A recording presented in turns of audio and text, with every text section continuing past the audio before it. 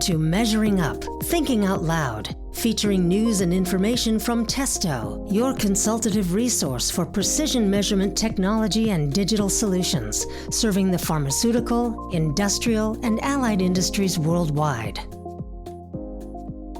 Hi, this is Bill White. Welcome to the Testo Information Network. And with us today is Jonathan Friesen. Jonathan is joining us from his office in Zurich, Switzerland. Jonathan, thanks for being with us today. Yeah, thank you for having me, Bill. Jonathan, your industry background offers us many avenues to discuss cold chain logistics from source to delivery, from ground to the air and back, an evolution, I guess, in both processes and technology. So tell us first about your career and what you're doing today. Okay, thanks, Bill. I guess to stick on the logistics part of my career, I started working for Swiss WorldCargo, which is the cargo division of Swiss International Airlines back in 2015. I was actually hired in an IT role, but they quickly moved me into the sphere of special cargo, where I focused on temperature-controlled products such as pharmaceuticals, perishables, moving animals. And in that context, we were getting very involved in the IATA CEIV Pharma certification program, which is IATA's version of a GDP, or Good Distribution Practices certification. And there I was working as the responsible person for the pharmaceutical product and the CEIV certification and program. As well, we were getting into, at that time in its infancy, the whole question about data loggers and real-time tracking devices, which I think is the focus of our discussion today. So I was acting as the gatekeeper at Swiss WorldCargo for getting approvals from the various vendors and manufacturers in the industry. And I was doing that until the end of 2021, where I took an early pension. And since then, for the last 5 years, I've been working with IATA, the International Air Transportation Association, which is really sort of the governing body and regulator for airlines around the world. Within that organization, they have a division of the cargo area. And within there, we have this CEIV Pharma certification program, where I've been working as a consultant for IATA, doing both instructor and a validator or auditor for the program. And we've been focused on improving visibility of cargo, and especially temperature-controlled cargo throughout the cold chain. And I think, there's been tremendous growth in this industry, especially due to the COVID epidemic, which I'm sure we'll talk a little bit about. But this really brought this whole question about high visibility of highly sensitive and valuable pharmaceutical and healthcare products that were moving both over the air and road transportation networks. And that's where the Testo product line comes into play with their sensor technology and the integration and acquisition of data and management of all of that, both in real time and certainly in the cloud. Let's talk for a moment about, you mentioned active and passive devices. Can you articulate what that means? Sure. I think when the industry first started using some sort of a device to monitor the temperature, we were very much working in the sphere of passive data loggers, which were placed into and onto shipments at the origin. The shipper is normally responsible for that. So again, they might place a data logger itself inside of a box where they could monitor the temperature of their product inside. And as well, they also would often put a data logger on the outside of the box in order to sort of monitor the various suppliers that were transporting their product for them, were maintaining the special operating procedures, or SOPs, which were agreed to. The normal process there is these devices would have a manual on-off switch. You would be able to program them with maybe a variable of time that you're going to take a reading. That might be anywhere from 10 seconds up to every 5 minutes. You'd usually have that choice. Sometimes there were issues with space available on the chip inside of the data logger. Then at the end of the journey, they would remove the data loggers, plug them into a laptop over a USB port, and download the data into a computer, and then be able to do an analysis to look for temperature excursions or such. One of the improvements also in the industry there was the introduction of Bluetooth, which also allowed, rather than actually physically removing shipments, you could actually read the shipments over an app on your phone or laptop while the data loggers were still inside the boxes.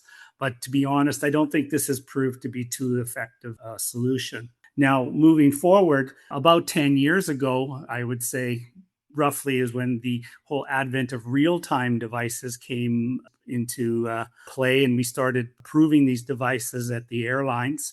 And these, again, as real-time, meaning that they're going to be gathering data, both temperature, humidity. They also have light and shock sensors in them. And they would gather this data, and on a pre-defined interval, would then transmit that data up through either through a Wi-Fi network, or more generally through a GSM network, and send that information up into a cloud-based system. One of the big pluses here is if there would be a temperature excursion along the way, it could actually signal to the customer right then and there that there's a temperature excursion. So we would have the opportunity maybe to react on those shipments quicker, and maybe even resolve an ongoing temperature excursion before we damage the cargo. Now, one of the problems with these real-time devices is because of the transmission mode, all the manufacturers for air travel were forced to build in a automated flight mode capacity, so that during flight, these units would no longer transmit data until the aircraft landed, and then they would automatically turn on and then send all the data back that it had been gathering during the flight time. And this, again, requires an approval by the air carriers to review each vendor's technology package and see that battery requirements, especially lithium battery requirements, were up to speed. They had the right reporting. UN 38.3 reports were in place, and that this flight mode would show the evidence that it was working correctly. Okay.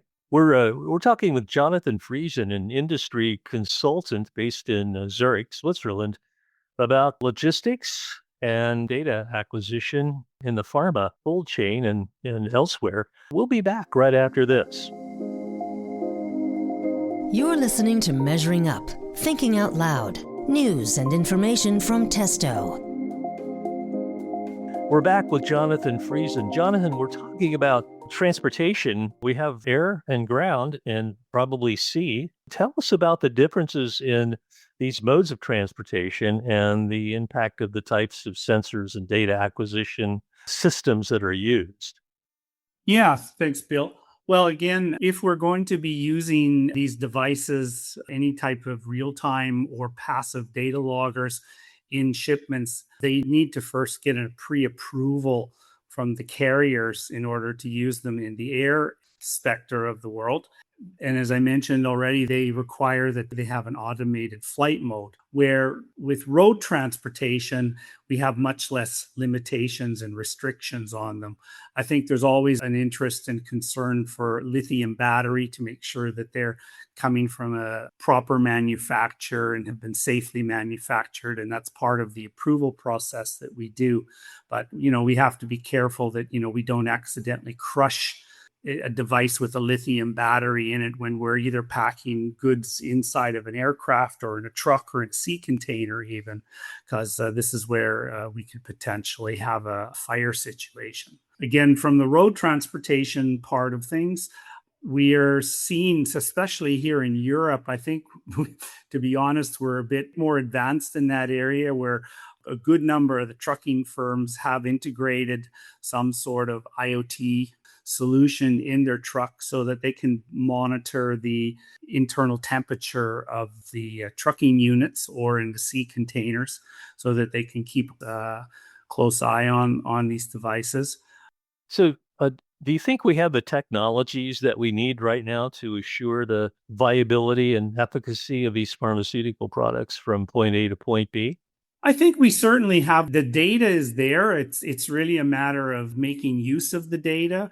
We're finding more and more in the industry, though, that especially organizations like the FDA in the US actually make it mandatory that in order before companies can release these drug products, they have to show evidence that they were safely transported from the, let's say, the origin manufacturing center to the points where they're being distributed out to the public.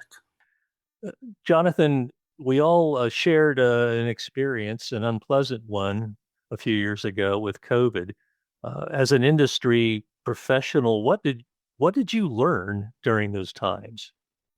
Yeah, the COVID times brought a lot of initial challenges to us as airlines. There was a lot of concern about the need for having to have ultra cold temperatures that we might have to have through our cold chain.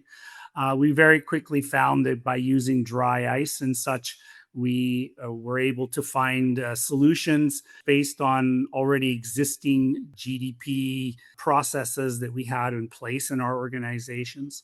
One of the requirements that was coming from several of the large manufacturers of the COVID vaccines was, again, this need for real-time visibility. This was where there was a takeoff of the need for the real-time tracking devices so that companies could see where this very valuable cargo was, could see that it was being transported under the right conditions, and that the product itself was maintaining the temperature ranges that were required by the manufacturers.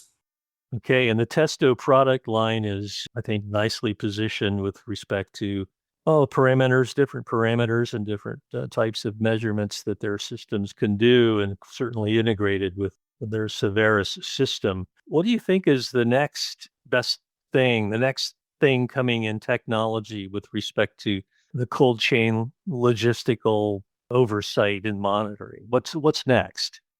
Well, I keep hearing about AI. And so I think we're collecting a lot of data right now in the industry from all these real time devices and the data loggers that are being put into shipments. And as all of this information is gathered up right now, I think it's often just sitting on hard drives around the world. But I think with the introduction of more and more AI tools, there'll be an opportunity to maybe have a bit more predictive analysis, looking at patterns and stuff to better plan the cold chains, look for the risks that might exist on those cold chains, and be able to mitigate those risks before they materialize. And of course, COVID was a shared international experience. Do you see a codification of processes, procedures, best practices that are more global than specific to one country or one market? Well, it turns out that every country almost has developed some sort of GDP or good distribution practice, let's say guidelines, or I think the guidelines are the best way to describe them. As I said, almost every country, whether it be the FDA, Health Canada, Swiss Medic, these are all examples of national regulators who laid out a set of rules and guidelines that are both for the transportation.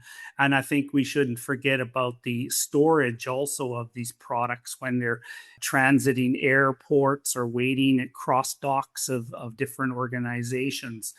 And again, I think generally the GDP guidelines are somewhat similar from country to country. There are some regional differences. And that's where I'd like to say that the IATA CEIV pharma program, we try to incorporate all the various GDPs from around the world.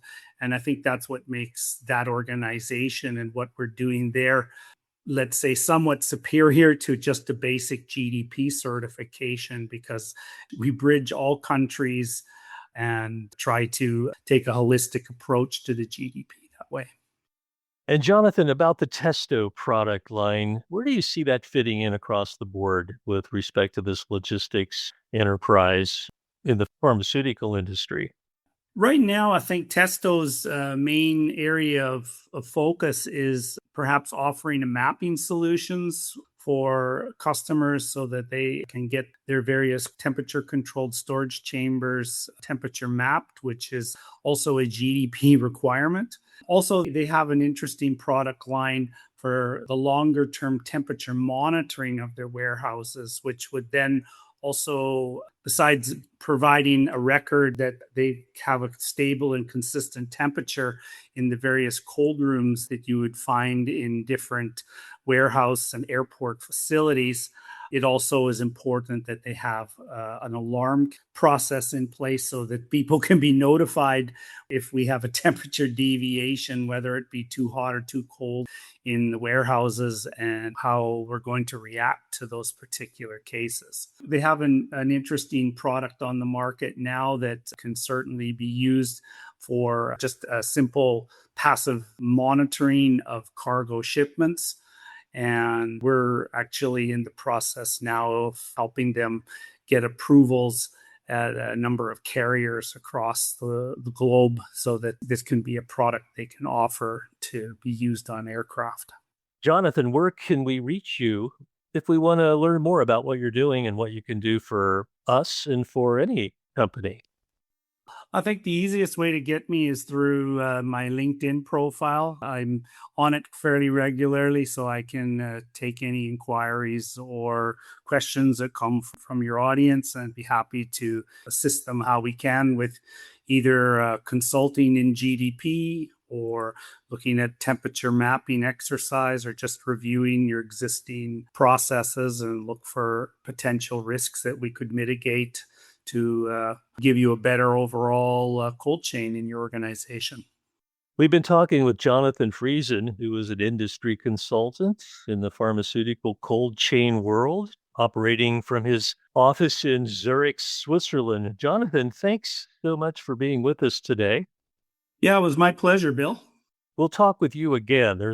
We have a lot of questions, and I'm sure you've got the experience. You could provide those answers to us. Thank you, Jonathan Friesen, industry consultant. This is Bill White on the Testo Information Network. You've been listening to Measuring Up, Thinking Out Loud, news and information from Testo, your resource for precision measurement technology and digital solutions for pharmaceutical, industrial, and allied industries worldwide.